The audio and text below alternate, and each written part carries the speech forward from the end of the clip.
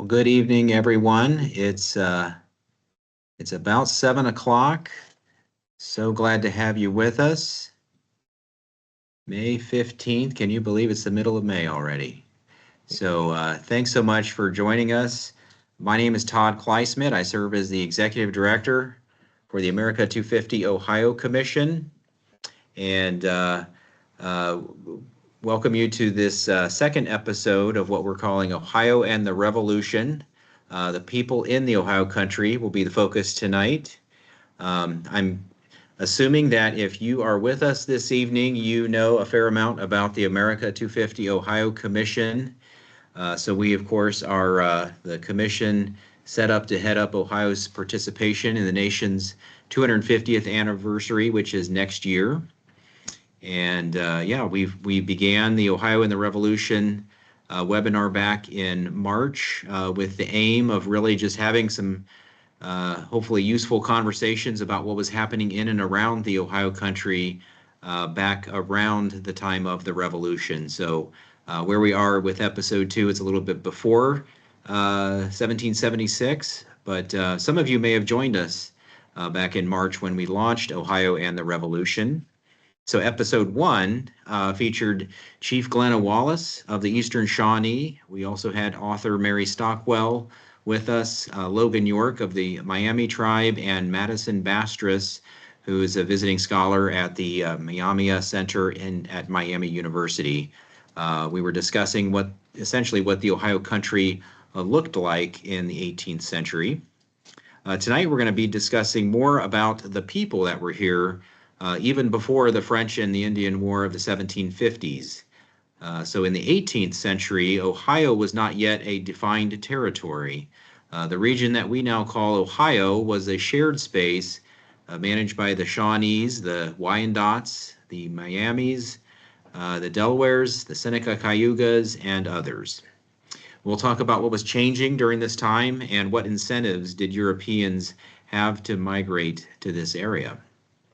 We'll also talk about the town known as Pickawillany and why it was important both locally and internationally. So let me introduce you to our 3 panelists that we're so pleased to have with us this evening. Andrew Schocket, Dr. Andrew Schocket earned a BA from Yale University and a PhD from the College of William and Mary. He is a professor of history and American culture studies at Bowling Green State University, author of Founding Corporate Power in Early National Philadelphia and Fighting Over the Founders, How We Remember the American Revolution. Super important book for our discussion. And he's also co-editor of the forthcoming 3-volume Cambridge History of the American Revolution. He's writing a book on the origins and implementation of the U.S. Census. So welcome, Andy. Thanks for being with us tonight. We also have Cameron Shriver. He's a senior research associate in the Miami Center at Miami University. He works on indigenous history with a particular emphasis on the Miami experience of the last 4 centuries. Most recently, his research has investigated histories of colonial and Native American education and the legal and social history of Indian allotments. Cameron's research emerges from ongoing conversations with the community and the Miami Tribe's Cultural Resources Office. Cameron also teaches in the history department at Miami University. So welcome, Cam Shriver. Thanks for being with us. Finally, we have Chris Matheney. Chris has a passion for early American history and recreates various characters from the French and Indian War through the American Revolution.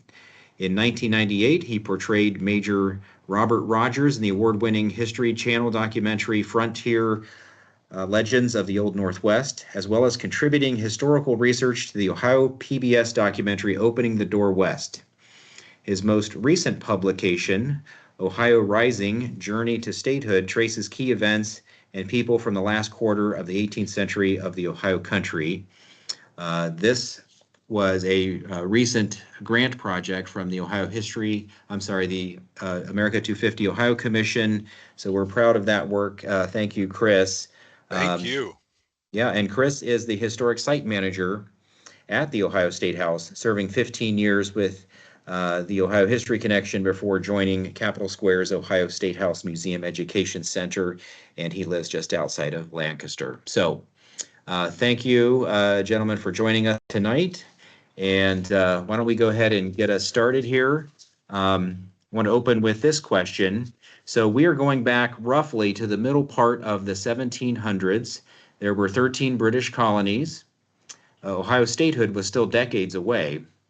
Land west of the 13 mainland colonies were home to hundreds of American Indian tribes. What we now call Ohio is often referred to as the Ohio Country.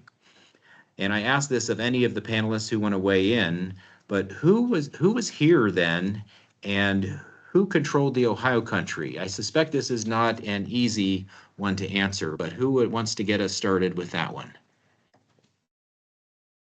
Hey, Todd, yeah, maybe I'll just jump in and then hand it off. I think from my perspective in the 18th century, this place that we now think of as Ohio is not really a place, and no one would have understood it as Ohio. We can turn to that maybe later, but it is a really diverse place, and it really has been as long as going all the way back before records exist. I mean, it's been a diverse place for a very long time, and it still is. So if you think of this region between a river that some people call Ohio, Iroquois speakers call Ohio, and a lake that some people might call Lake Erie today, it's a dynamic place. It's a place, it's a homeland to multiple Native nations that understand their territory and understand their relationships with other nations.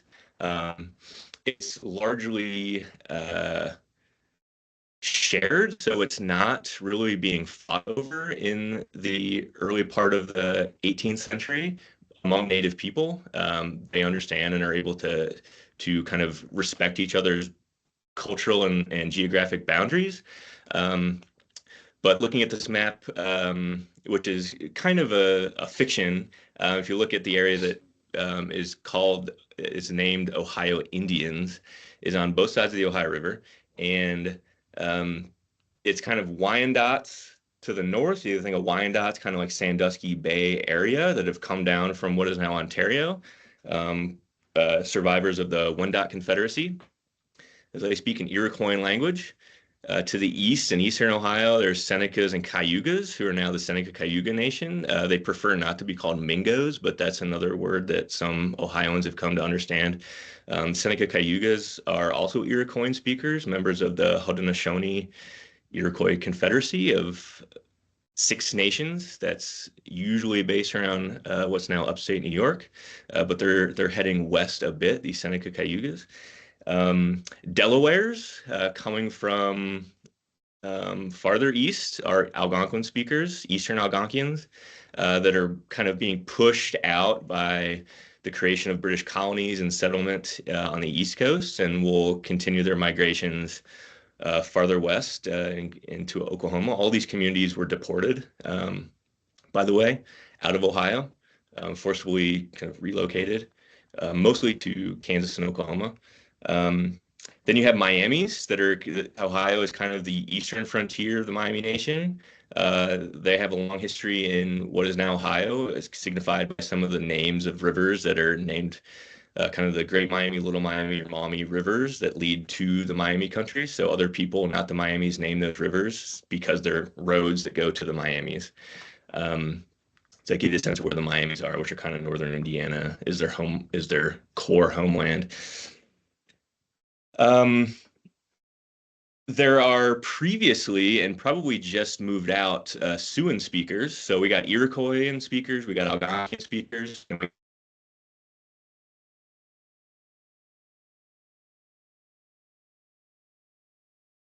are pushed out by Algonquin. It's kind of generation folks that you might recognize the names of, like Kansas, Iowa's, Omaha's, Osages. And this is reflected in the Algonquian word for the Ohio River. It's not Ohio. It's they call it the Kansas River because it leads towards the Kaw people, or the Kansas people. So Kansansapili, the Kansas River, it goes to the Kansas, or the Kaw Nation, which is now in Oklahoma. And then really, like, front and center with number one with a bullet are the Shawnees, who have returned to their Ohio homelands from sojourns to other kind of Shawnee frontiers in the east and in the west, and now they're reconstituting their homeland as a more centralized Shawnee nation. And so many of the place names in Ohio come from Shawnee, including places like Chillicothe, which is a Shawnee band, Pickawillany, which is a Shawnee band, Wapakoneta, which is a Shawnee town. And so all these places are kind of like the embers of those place names still smolder here in Ohio, even though the nation has been forcefully deported. So that's what I have to say about the cosmopolitan place that is Ohio. It's multiple indigenous homeland, and none of them would have thought of it as Ohio. Just not a concept and useful for them. So, Chris and Andy, what is Ohio? What isn't Ohio? Who controls it? What do you think? Wow. As for me, I would agree with your statements. And as you were, excuse me, I'm sorry. As you were describing it, I was thinking about how, the Seneca word for good river, Ohio, became the dominant name for that river, at least as we remember it today. And it just, who was the dominant force at the time? Who had the longest lasting effect? Probably the Haudenosaunee, as you were leading into it. So their presence, I think, was very much felt in the end. But you're right. You've got the Shawnee are coming up too from the south, right? Isn't that what that name means, right? Southerner, I think, at least originally. So, and I know you're going to speak about Pickawillany at some point, I have a feeling. And it was, a large, known as a large town. But there was also Sinyoto, the lower Shawnee town down on the Portsmouth area, there where the Scioto, empties into the Ohio. And so I think they, definitely had a strong presence too. It's not unlike now. You've got these big cities in different locations throughout the state. So we at least I learned a lot when I was young that Ohio was like, before it was settled, a squirrel could get in on one side of the Ohio and go all the way across to the state. But really, and that makes you think that nothing's happening, but really there was quite a bit going on. Yeah, I mean, I love that both your descriptions of all that's going on. It makes me it makes me think about a couple of things. One is that there are all these different it seems like it's at the edge of power for some really powerful groups, but not necessarily at the center for any of the really major players, right? I mean, is that part of why it just has this, it doesn't really have this, we don't have a sense of it as one place, whereas we would for when we think of where the Haudenosaunee really, their center of power really, central western northern New York, or the Anishinaabe, up by Mackinac or something, that you think, oh, okay, well, this is where their power emanates from, right? And it seems like part of the why we don't think of this as being this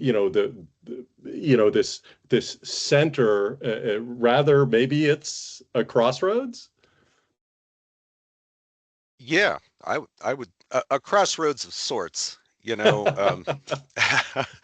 It's everything that has to be settled. Not to derail this, but Cam, you said earlier you were talking, we were talking about the Seneca Cayuga, all right, and you were talking about the different dialects, and towards the end of that description, you talked about the Siouan dialect, and that makes me think of the Saponi, right? The Saponi were Native Americans who lived in the Ohio country. In Ohio, what we know as Ohio, even prior to those nations that you were listing coming in. I mean, the Saponi were there and they spoke a Siouan language. In the story of the Saponi, I believe they were part of when the Haudenosaunee came into they kind of wiped them out. Not wiped them out, that's not true, but they were broken up. Some of them were absorbed into the Haudenosaunee. Some went south, some of them became Catawbas. I'm just wondering, if it's a crossroads, there's a lot of influence coming from the Northeast. Right at this time, right before the French, when things are really coming together, there's this outside sort of force coming into the Ohio country at that time. Those Ohio Seneca Cayugas are made up of a lot of Saponi or former Saponi. I think there's a lot of different perspectives. Yeah, there's a lot there. So there's a lot of meat on that bone, so to speak. So if I can riff on that a little bit, please do. I mean, there is this long indigenous history. Like most of us as settlers, and I am one, from Ohio, grew up in Ohio, you kind of think there's a period of like prehistory when things basically don't change and like humans exist, but they're just Native Americans, and then like change happens when Europeans show up, and that's when the story actually gets interesting. And I mean, there's millennia of change in this region that's happening before Europeans are here, before my ancestors arrive, and so we can't get into all of that. But I think what you're suggesting, is that leading into the 18th century, colonialism, the kind of reverberations of disease and globalization, including items manufactured elsewhere, the coming of not really settlement is not important for much of the 18th century. Like European settlement is just not what people are worried about or thinking about in Ohio, contrary to probably what many of us think in Ohio. It's kind of a post-revolutionary issue. But there are these, getting back to like the cosmopolitan, very diverse nature of this region. A lot of the Seneca Cayugas and Delawares, in fact, are pulling in refugee communities from the east that are really fractured by British colonization. So that would be the Saponis, but also Nanticokes and Conoys and like Chesapeake Bay peoples that kind of are pulled into the Delaware Nation and continue with the Delawares today, maybe not as ethnic groups, but as they become Delawares, they become Delaware Nation or Delaware Tribe, the two of the Delaware Nations in Oklahoma today. And then a group like the Eries is also suffering under the reverberations of colonialism, kind of like the Shawnees. They're in what is now Ohio. Evidence suggests that this group is kind of displaced by the Haudenosaunee, like the Wyandots, and end up finding an opportunity down in Carolina, and they become known as the Westos, and they're an Iroquois group that are almost you would think obliterated. They move away, the Cat Nation, the Eries, but they pop up again, in South Carolina, trading with the Carolinas as slave raiders. So the Westos and the Shawnees are kind of similar too. I mean, they kind of are suffering because they're in the backwaters of colonialism. They're not strongly allied with the British or the Dutch or the French, and so they move south and east. And this is kind of trivia, but Savannah, that river in that place, is the same as Shawnee. I mean, you said Savannah, Shawnee means southerner, and that's true. Shawanwa, the southerners. And Savannah, Georgia, is named after the Shawnees. It's the same. It's just heard differently and spelled differently. So living that far south, and they come back. So there's a lot of change happening. I'm writing that down. This is not a stagnant place. I mean, there's a lot of history happening here, way outside of the eyes of Europeans. So 1750, let's say there's maybe, I don't know, less than 100 Europeans in what is now Ohio. I mean, it's just they're insignificant in terms of population. Whereas if we look at these, thanks Talia for kind of moving between these maps that we could probably get to, empires are really about Ohio, not there. I'm losing it. And I think that brings up a great point. And Cam, I think, referred earlier to the calling these maps fictions, right? That if we, so here we're looking at the John Lodge map of 1755, which shows, which you see the French settlement or sphere of influence as this gray stripe going across, or swath of land going across from sort of up north and diagonally from New Orleans, all the way to, Newfoundland, but really beyond either the environs of the city of New Orleans and a little bit north, there on the river, and of course the settlements along the St. Lawrence, and basically between Montreal and Quebec.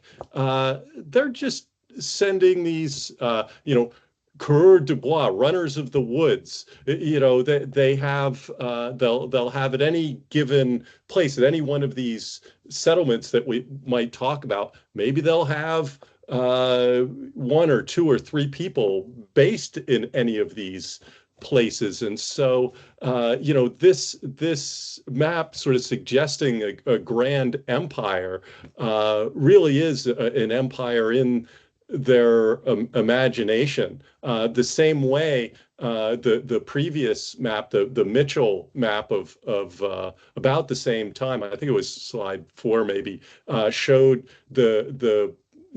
I'm sorry, 3. I think, yes, thank you.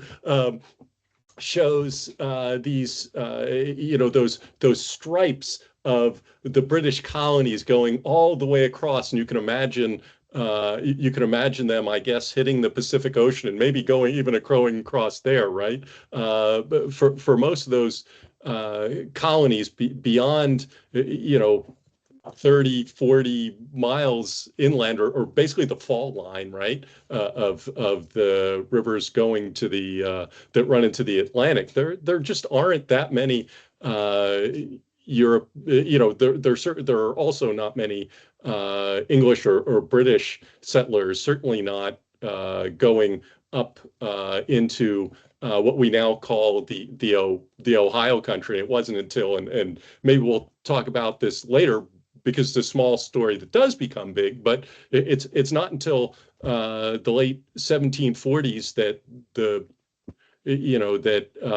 that say Virginia is even sending a guy out there to say, what the heck is out here, and can you bring back a map and tell us who's there even. So these maps, but so one of the challenges for us, when thinking about this period, is a lot of what probably most of us know, it comes from memories of seeing these maps in 8th grade, or maybe maybe if we had one college history class or something. So we imagine that the Europeans dominated these areas when they were, my guess, and you all could speak to this much better than I could, but my guess is that to most of the people's living in the Ohio, Europeans were probably pretty much curiosity. Well, I wonder if we could zone in a little bit. We've been talking about the tribes. There were very few European settlements there right now. But who are some of the characters, some of the individuals at this time that our audience should know about? Well, I could jump in a little bit if you like, and if I may come from the other direction. because I think that's sort of what was being hinted at the end of Andy's talk. You were talking about it's not until, the late 1740s that you start to see any kind of, I think you were referring to Virginia.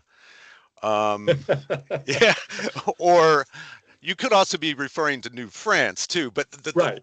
the point I like to make with that is those individuals, when they come in, when we think about the 18th century and what goes on later, as we get to the last quarter of the 18th century especially, you don't really, you hear about soldiers, you hear about warriors, you hear about all those things, but if you're these Europeans that are coming in, they always ascribe one title to them, or at least one title in common that they all have is explorer.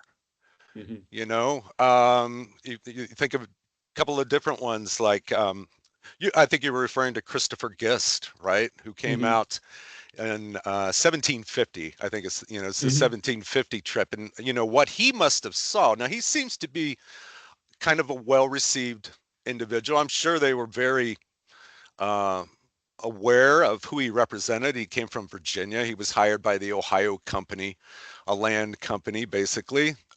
He's a trained surveyor from Maryland, and originally, and here he is working for so he's one of these these explorers that gets sent out, with the Ohio Company is trying to claim like 500,000 acres from the king, right? But they give him orders because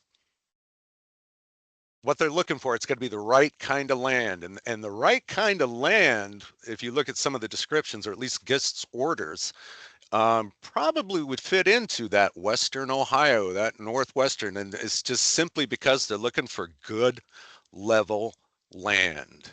So they want him to report back, but they want, the land that he looks at, yeah, map it, please. But what we're really looking for is good level land. And he, he eventually works his way up the Great Miami River and starts to see the land in that area. And he describes it in one of his reports to the Ohio Company, which I thought this might be interesting because it just will give you that sort of that European perspective as they're coming in, looking at it. Some of the writings, he said, it is a rich, level land, well timbered with large walnut, ash, sugar, and cherry trees, well watered, with a great number of streams and rivulets, full of beautiful meadows with wild rye, bluegrass, and clover, and abounding with game, particularly deer, elks, wild turkeys, and buffaloes. 30 or 40 of the latter being seen on one piece of land. If you think about the terrain, in eastern Ohio, southeastern Ohio, especially with the Hocking Hills, you think about how that, it's up and down. Not the easy, it can be farmed. Obviously, it has been farmed, but that must have looked like when he came up that river valley, this must have been the prime spot. And it's, what's interesting or sparks the imagination is what he must have seen when he rode into town, so to speak. He's got some friends with him too to help him out. He's got an interpreter that came along with him named Andrew Montour. He's another interesting character, certainly of mixed background. His mother, Catherine was French. She had been captured by the Oneida. So he's kind of French Oneida Haudenosaunee, but he's a translator and accompanies him on his foray. He's got an interesting, sometimes it helps if you can picture it in your mind. And there was a period description of Andrew Montour that I thought I would share because you can see maybe perhaps some of this cosmopolitan influence you were talking about, Cam. His face is like that of a European, but marked with a broad Indian ring of bear's grease and paint drawn completely around. He wears a coat of fine cloth of cinnamon color, a black necktie with silver spangles, a red satin waistcoat, trousers, over which hangs his shirt, shoes, and stockings, a hat and brass ornaments, something like the handle of a basket suspended from his ears. Talk about some great bling. I mean, I think the current term is drip. He had some drip going on out there. If I'm allowed to use, I'm too old to say that. But you know, it's not just that, man. He spoke French, English, Lenape, Shawnee, and of course Haudenosaunee. So you can imagine what what an individual like that, what skills he would have in a situation. But I can't help thinking, I keep coming back to that Haudenosaunee thing. The image, if anybody's wondering, on the left, that is a fantastic painting by Robert Griffin. And it is called A Warning for General Braddock. And the central figure that you see in the middle, the European, I should say, is a rendering of Christopher Gist. And that was later on, he was the scout for General Braddock, which was, he had an interesting time of trying to keep the English native allies helpful because, well, as we know from reading history, General Braddock treated them very badly, but that's just a representation, just to give an idea what it was. I am so glad you brought up Andrew Montour, because I was thinking, this being such a cosmopolitan place, and just as Cam pointed out, so many different groups, right, all speaking different languages. And one of the sort of, I don't know, set of people, you might call it, that a lot of historians, or at least several historians, have written about, the fancy term cultural brokers, or the less fancy term go-betweens. I wonder if if you all could talk about Montour and some of these other people, often the children, for example, of traders, right, of European fur traders in the area, and their role, whether it's between indigenous groups and Europeans, or between indigenous groups, because this is an area that needed those kind of people who could both fit in different places, but also had trouble fitting in any one place, right? Right, absolutely. Are there others that Well, yeah, there's of course what's coming. What's the history? Here, what's the history of Pickawillany, right? And which is where we're going with that, and you think of all the different things that happened there, right? If you're going to talk about Pickawillany too, and some of the European influences on that, and the pressure that forced change in one way or another. Of course, you have to talk about the French. Right. And the French, as has been pointed out earlier from the maps, claimed a significant portion of Ohio as we know it. Right. Along with Virginia claiming everything to the ocean, the French are up there. They're claiming their swath, but they're starting to worry up there, in the late 1740s. Again, they're hearing about English traders coming into what they claim as their territory since LaSalle, right? They own all of that. And perhaps the English are forgetting, how dare they cross into there. And you know what? We need to go down there and warn our allies too in the Ohio country in Ohio, why they should be loyal to us. And so, they set off on the big expedition. And you've probably heard of the, Kelleron's expedition to bury the lead plates at the major tributaries of, rivers coming into the Ohio. He set out in 1749 with, I think, how many canoes was it? It was like 23 canoes with 247 men. A lot of them Native American too. They had some help with from the Haudenosaunee on part of this trip. They set out from Lachine, up by Montreal, and came down the rivers. They came to Shinopenstown, just above Fort Pitt, what we know as Fort Pitt or Fort Duquesne, Shinopenstown, and then, entered into the Ohio, and they started burying these lead plates along the rivers to lay claim. So they would find the tributary, the major head of these rivers, like the Kanawha or whatever, and they would find a tree and, bury the lead plate down below. These lead plates would come complete with inscriptions, a message. And one of the inscription that was on the lead plate said this. Now imagine if you were a Haudenosaunee guide and this is being described to you, what you're helping to do here. So, in the year 1749 of the reign of Louis XV, King of France, we, Kelleran, commander of a detachment sent by Monsieur the Marquis de la Glacenère, Governor General of New France, to reestablish tranquility in some Indian villages of these cantons, have buried this plate of lead at the confluence of the Ohio and the Sheboygan, this 29th day of July near the River Ohio, otherwise Belle Riviere, right? The beautiful river.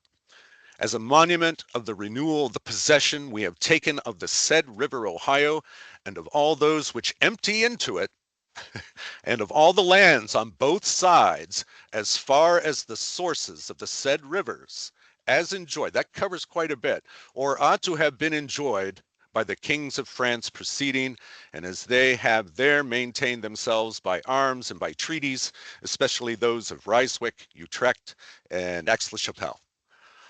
So this was buried into the ground, and they would put either a tin or a copper plate on the nearest tree above it to sort of mark it. So, sort of a signpost. And they did this at a number of villages, or rather at a number of the tributaries, but they were also visiting Native American cities, villages on their way, and they, exert their own kind of pressure. And they really had to exert some pressure, I believe, at Pickawillany. So Chris, all these, in all the regions and all the areas where they buried these plates, I'm assuming the people already living there said, "Oh, okay, I guess we're French now." Right. Is that it worked just like that? No. In fact, some of those Haudenosaunee guides left. Would you be surprised? Quit the expedition. Not at all. And on their way back, went to those locations and removed a number of the lead plates and took down the sign. And they brought back, and I think reported at Onondaga as to, what the expedition was really all about. I think probably, Onondaga, right? It's the headquarters of the Haudenosaunee back in the, upstate New York. And they've got their, their own peeps there, their overlords that are watching what's going on. So they wanted to see exactly what the French were up to. So that, I think that whole thing was a total waste of an exercise and how to, what's that word? How not to influence people, and bring on warfare quickly, and, he made that, he went to Pickawillany. Right. That was one of he went down to Sinyoto, that lower Shawnee town down at Portsmouth.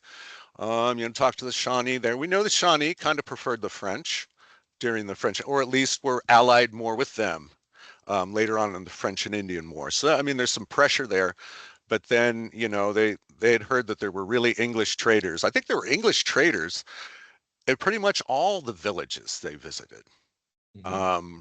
So they were definitely infiltrating, or at least considered, the land to be Virginia by right of His Britannic Majesty or so forth. So they were in there, but I think the French were truly shocked. If you look at Kelleran's journals, you can see that he was pretty put out by the whole thing. Yeah. But that brings up the whole, that it wasn't stones that bound these groups together. I think you and you're alluding to, I think, I can't remember if it's you or Cam has the slides of, well, what is the glue that at least slightly binds some of these nations to, say, the French or the English, and it's not stones in the ground, it's trade, right? I'd have to agree. Yeah, I think that's right. I mean, we should train when you're Chris. This is not a challenge. This is kind of, I think we agree on this. But someone like Kelleran, who's French, Mm, or right. Christopher Gist, who's a British subject, you said they're explorers, which I agree. Like in their own minds, they're explorers, Or but they're referred to explorers in in the same history. way. Right. Yeah. Referred to in history. I'm sorry, in this, No. European Oh history, yeah. explorers. Yeah.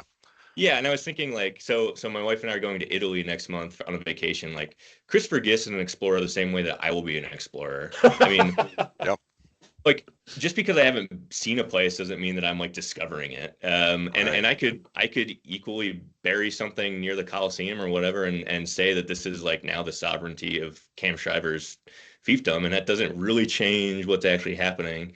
So I hope that that's like a interesting or useful subversion of how these kind of self-important men that we know their names at least, kind of, yeah, their native guides are kind of like, okay, like I'll put something on that tree too, and like now we're all just, that's fine. Like this is your thing, this is part of your culture. But maybe getting back to bling, actually, I Oh, mean, yeah. the stuff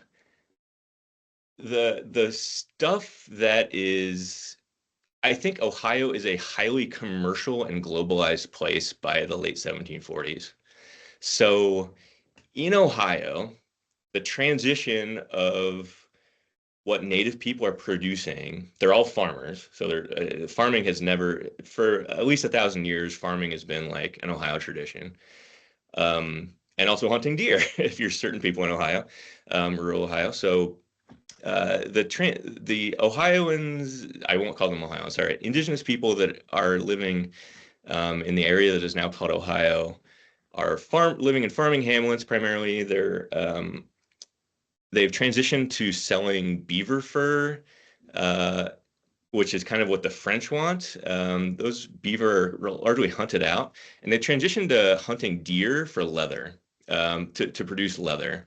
And the British really need a lot of leather, and they export tons of leather being produced by native people. Think like native women who are actually packing it, making sure it's suitable to be transported across the Atlantic.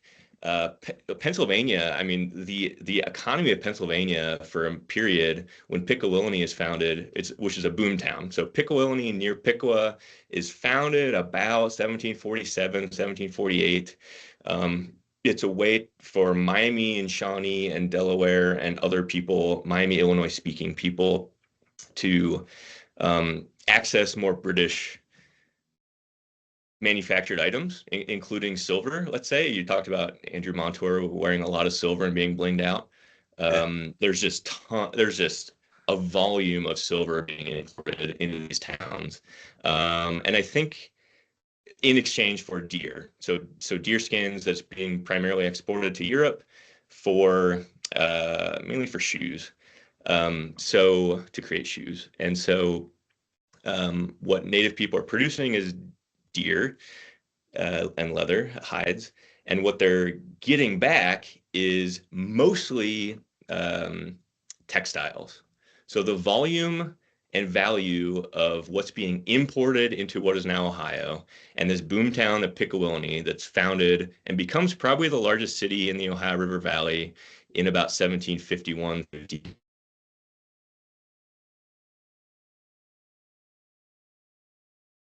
Kind of froze up.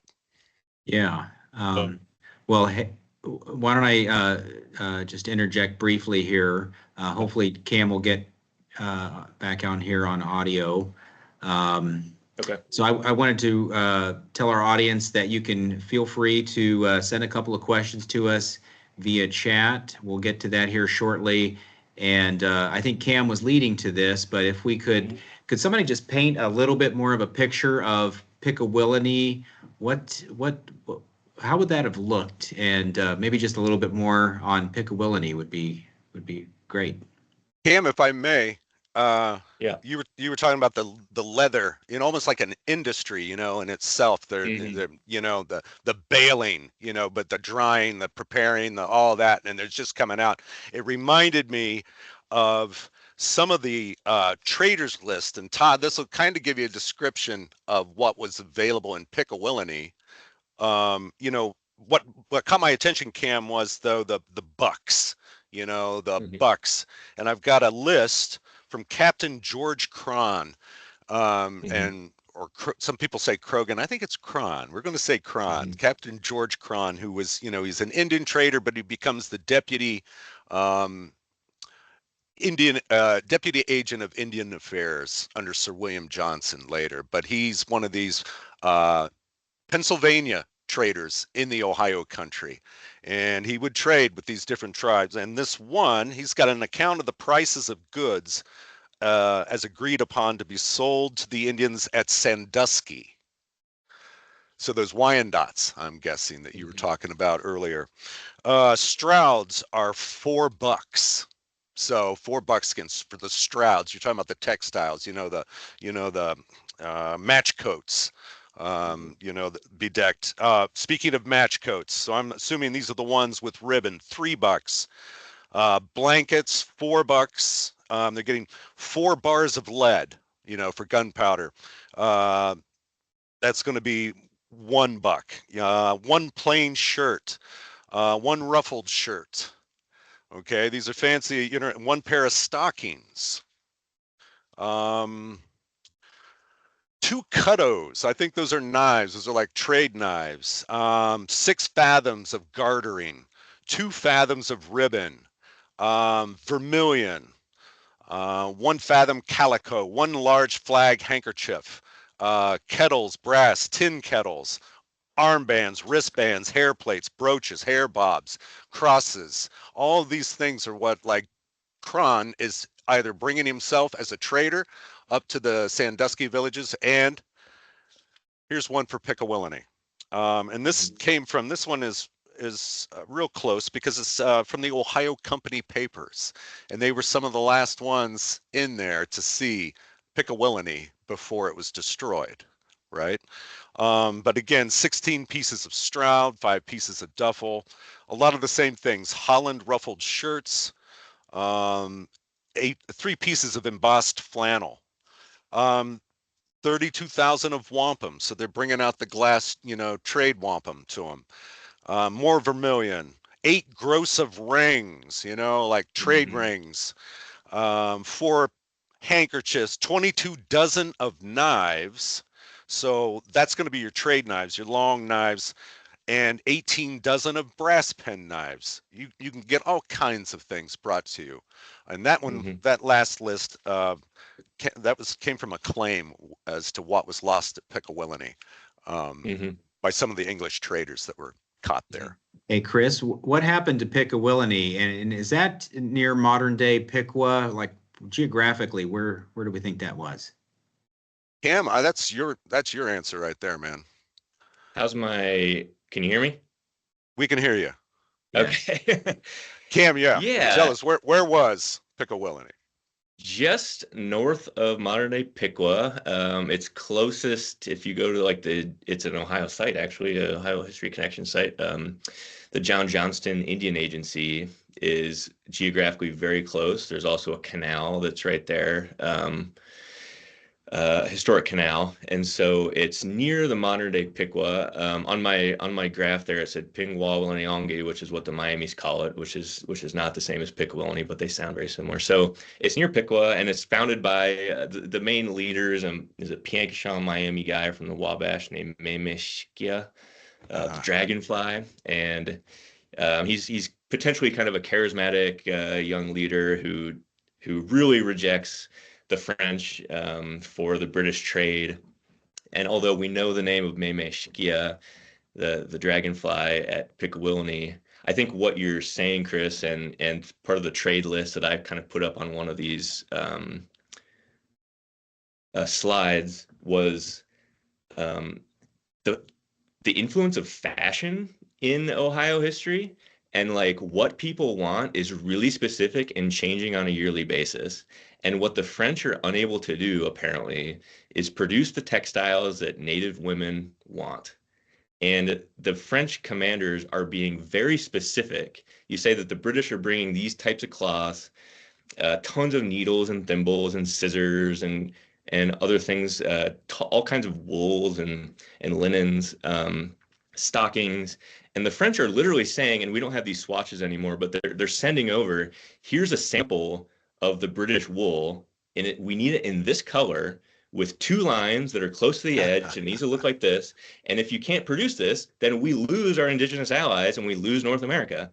And so, I mean, the importance of these Native women's consumer choices and their constantly changing fashion is absolutely driving what these maps are showing us, which is, you know, I need green stockings that are this size and this weight, and they need to be like bright green with a couple little dots on them. It's very specific.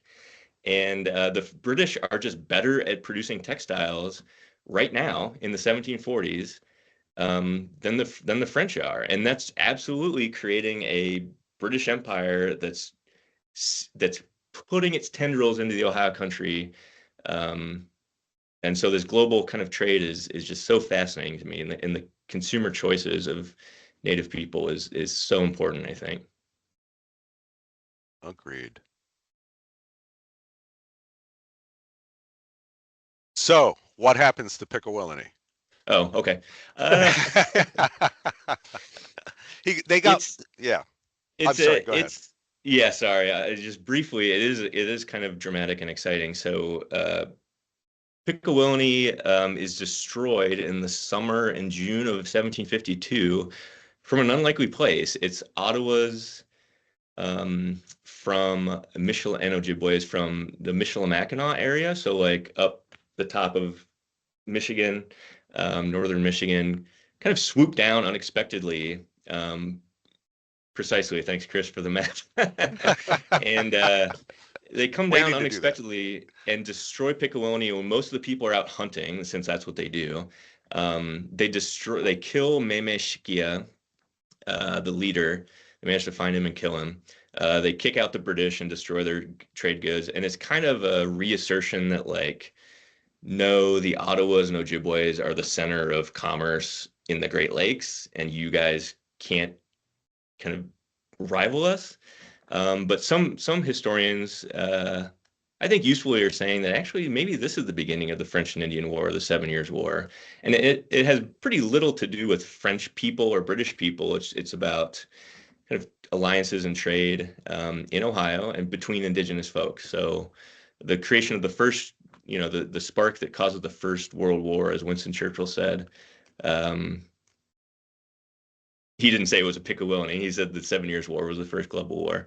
But yeah, maybe that this global war, the first global war, world war, is sparked by indigenous people about indigenous issues in what is now Ohio. And the Miamis and Pickawillany basically ceases to exist as a commercial center, and people move back to kind of the French orbit on the Wabash River from there. They wanted them to come to Detroit. They wanted to come back to Fort Detroit. That was what Kelleron carried that message to warn him, and the responses came back and right. But to your point, what you're talking about, Cam, you're right. It was, at least it hits all those bells and whistles of what is a global war or a world war. Just because, think about it, in that Ohio Valley concentrated at, that was what, 1751, I think, when they attacked. Think about all the different nations that were there. I mean, in that one spot, that fight at Pickawillany, that, like you're saying, it was eliminated. And what a silence must have fallen over the forest when it was all said and done, because it set, by all descriptions. I mean, Christopher Gist, when he went through, he said in 1751 it was consisting of 400 families and daily increasing. It can be counted as one of the strongest Indian towns on this part of the continent. You're right. It was big, but there it became this concentration point. Because yes, all the different nations. What was is that an incorrect term, Cam? They refer to them as the Twig-Twees. Am I saying that wrong? Twig-Twees? I mean, it was like like Mingo, forgive me, was used at one time to describe the different, American, the Saponi, the Seneca, the Cayuga, the Seneca Cayuga, so they put that on that. But all those different nations that you were talking about existing there at Pickawillany, they got their own kind of, new sign, or name. And so you have all those nations right there. Plus, you got the French. You've got the French with Charles Michael de Langlade there, he's a mix himself. And you've got the English traders holing up inside there, awaiting their doom when, the French finally do come back. You had a very young Pontiac on that trip, I believe. You were talking about the Ottawa that came down. He was part of that. So a lot of later figures, not so much later, because that's, the 1760s, we think a lot about that, but, perhaps, whetting their skills as warriors as part of that particular raid.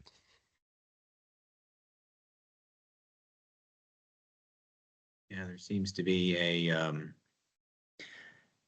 trade wars. That's right. A rhyming pattern through history.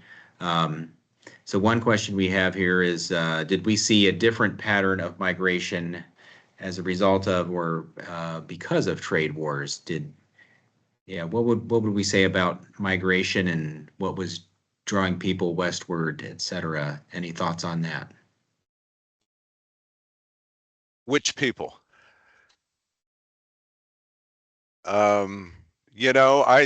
If you follow, I'll try one end of this. You guys can catch me. I mean, to me, it's like we've brought it to Pickawillany and what happened to Pickawillany and how it just disappears. Basically, you can't say completely. Those cultures survived in different areas, but as was so often the case, the Native Americans did not leave the Ohio country. They're still there. It's there. They go to places, the Miami go up to Kikionga, right? They're up in northwestern Ohio, if you think of, later Little Turtlestown, right? With the Miami influence gone from Pickawillany, the Shawnee start moving into that area, right? The Springfield, Piqua, Troy, Ohio areas, now that we know in those areas, along the Great Miami River. So the Shawnee have moved into those kind of old locations. So there's that type of migration going on. One reference I saw once that, for the Haudenosaunee that were living in eastern Ohio, was there any evidence that they came there to live traditionally? That is being pushed by the Europeans, the English in the East. So some of them would leave upstate New York, some of those, eastern areas, just to come live, I don't know, more traditionally, was one view.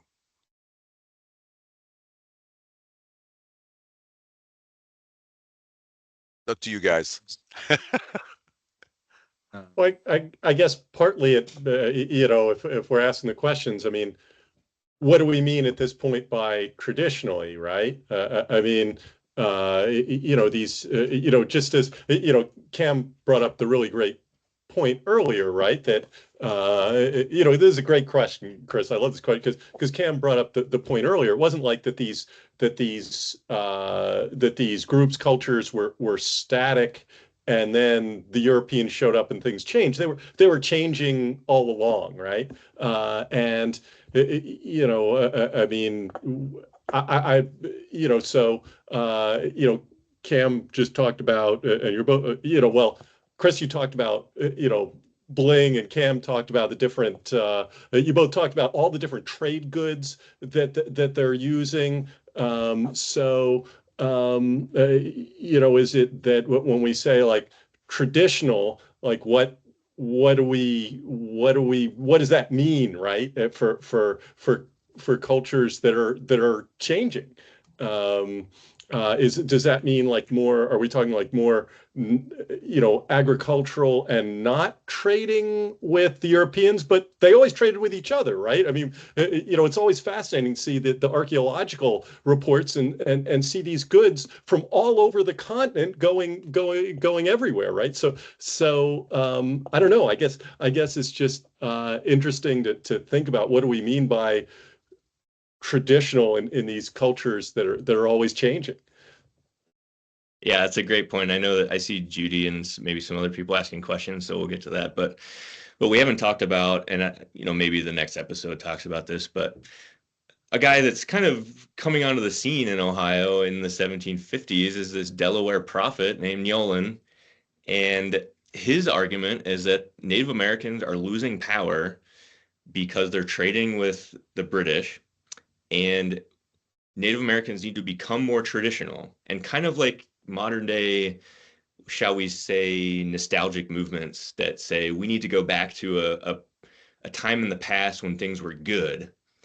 Neolin, this Delaware prophet, is saying we need to go back to what we were when we had a lot of power. And that means not trading with Europeans, not engaging in colonialism that's undermining, that's making us dependent on Europeans. And so Neolin would say Pickawillany was bad. I mean, that undermined Native American power because Native Americans are reliant on Europeans, and that is either nostalgic or it's kind of inventing a tradition of when we had power.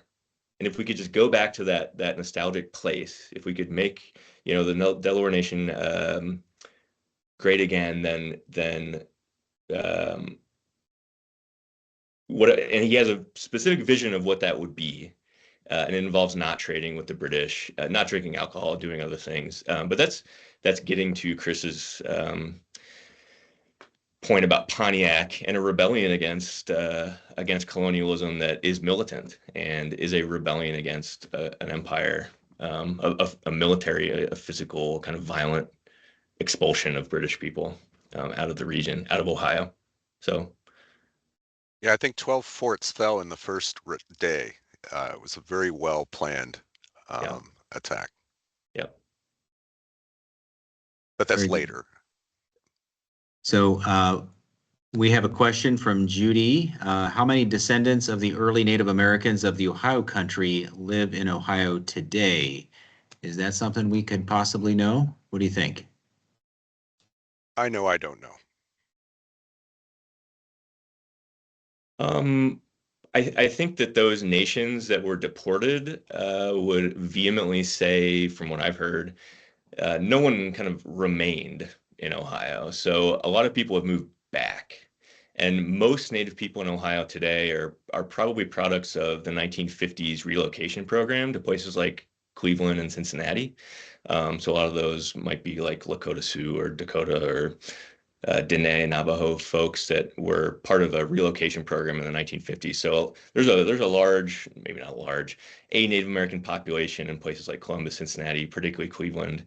That's a more modern history that we haven't talked about. But the removal was quite thorough in Ohio. But a lot of those folks have moved back.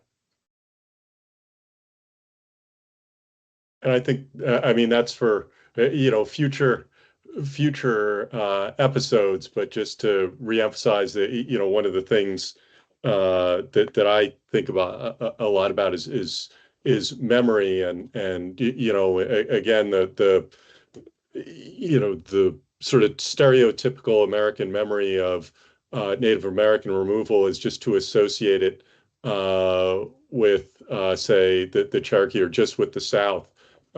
Whereas that was absolutely not the case. It was very much the entire eastern half of the United States, and happened just as Cam said, just as thoroughly and brutally, sadly, here as it did elsewhere.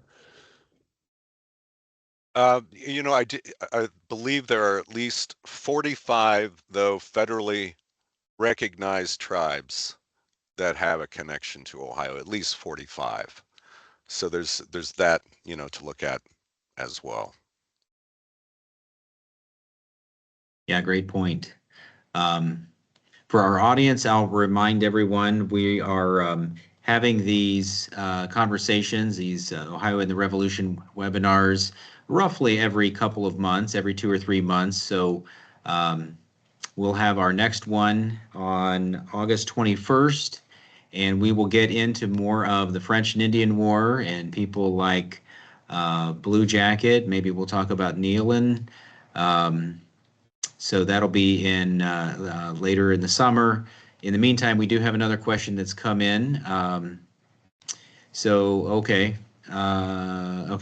Grateful and appreciative for the knowledge and the enthusiasm. Yes, I agree. Our panelists have done a great job tonight. We still have a few more minutes. We plan these to go about 75 minutes. So we're here till about 8:15. If anyone else has questions, please send them our way. In the meantime, I'll ask if our panelists have any other particular characters from history that we ought to talk about this evening, leading up to the French and Indian War.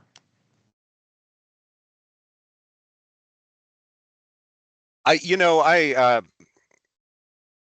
listened to the description of what happened at Pickawillany, and you were talking about the charismatic leader, Memeskia, and all this different. You said that they called him the Dragonfly. Was that it? And so that reminded me that, of course, he had two other nicknames, right? If you consider the French and the English, right? So the British, they called him Old Britain because of what, he seemed to be. He was their kind of guy, that he's wanting to do business with us. The French called him, of course, La Damselle, right? My French is very poor, I have got to say, but which of course means dragonfly. Yes, I believe. So there's all kinds of colorful characters, and we got to give Kelleron his due, just a bit of his due. I called him an explorer. I called Gist an explorer, but at least Kelleron. I mean, he got around. I mean, if you think about some of the places, he's a soldier of New France, right? So he's from France or Canada. He's a colonial marine, and by the time of that expedition, he's a captain. But I was looking at all the different places that he commanded. Cadet and colonial troops with service in the West before being commissioned a captain of the French Marines. He was at Michilimackinac, Detroit, Niagara, St. Frederick, right? Fort St. Frederick up by Crown Point, up on Lake Champlain. So he's got all this, this background, and he just becomes kind of known for it. So it just makes you think, here's France's team, Kelleron, he's coming in, and then you got Virginia's team. Here's Christopher Gist. He's trying a different approach. He's going to come in real quiet, like, and describe the land and get to know. And George Croghan. What about George Croghan? Mm-hmm. That Irish. Mm-hmm. What a character. He's got different descriptions. They called it Croghan Hall. He had a house near Fort Pitt. So I mean, and Fort Pitt, man, it's the in the Ohio Valley and in the Ohio country. I think we could just keep going on and on about different characters. Yeah. Well, interesting. I've always wondered how to pronounce Cron's last name, so now I know, or at least. Have you been saying Croghan? I have. Just in my head when I'm reading it. Croghan, yeah. I heard somebody else say it right, and I'm like, yes, that must be it. Okay, very good. Well, let's see. Chris Bluebaugh is looking forward to the next conversation. Somebody else asked about the future episodes. So we haven't, let's see, we haven't fully developed all 8 episodes, but I can tell you, mention the next episode, August 21, where we'll get into the period right around the French and Indian War. The episode after that, we're tentatively calling The Revolution Begins. November 13 is the date we're looking at for that. And if you're not already aware of it, There is a Ken Burns documentary in the works that will be premiering on PBS starting November 16. So that'll be timed nicely to sort of coincide with that. And if you're not aware of it, hopefully everybody on here knows about Ken Burns. I'm a huge fan. You probably are too. I've got to say this. I got to interrupt because that Yes. same date is my 29th wedding anniversary, and I got the jump on my wife right now. So there it is. Have you? There you heard it, gentlemen. Watch the show and congratulate us on the same day. Yeah. So the Ken Burns documentary will premiere on PBS November 16. Looking forward to that very much. So, yeah, great discussion. You know, you think about this period we're talking about, that is rarely discussed. It seems to me rarely written about, and sort of just an unexamined period of time, at least I think for the general public. So great conversation. And I think with that, gentlemen, any parting words for us this evening? I liked flipping the narrative a little bit tonight, you know, looking at it from a completely different perspective, you know. Hey, did the tribes use spies in any way to stay ahead of European perspective of it? And so Yeah. what those new explorers must have thought soldiers, traders, others when they first saw that.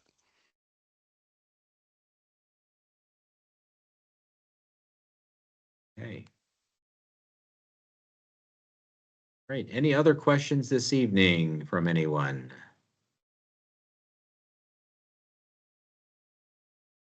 Okay. Well, I think we'll go ahead and wrap up a little bit early. We did record this. I forgot to mention that at the outset, but this episode's been recorded. We do plan to send out the recording for anyone interested, and we'll also be sending you a brief survey. So we want to continue to make improvements and double down on the things that you've loved about our first couple of episodes here. So I very much want to thank our panelists, Cam Shriver, Chris Matheney, and Andy Schocket. Great conversation this evening about little known nuggets from our history of this period in the middle 18th century. So thanks everyone for joining us. Thank you, our panelists, and we look forward to continuing the conversation on this journey. We're all on toward 2026 and the nation's 250th anniversary. Thanks everyone. Have a great rest of your evening. And if we don't see you before then, maybe we'll see many of you back again in August.